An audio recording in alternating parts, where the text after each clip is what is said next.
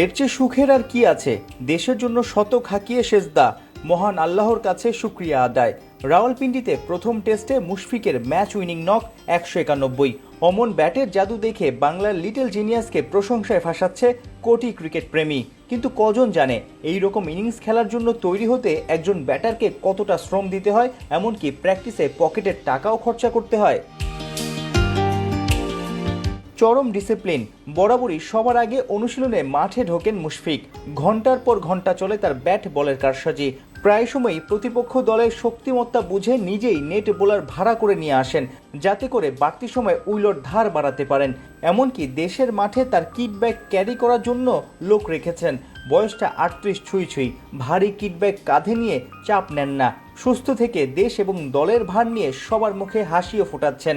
সময় আর টাকা ইনভেস্ট করে 22 গজ থেকে লাভটাও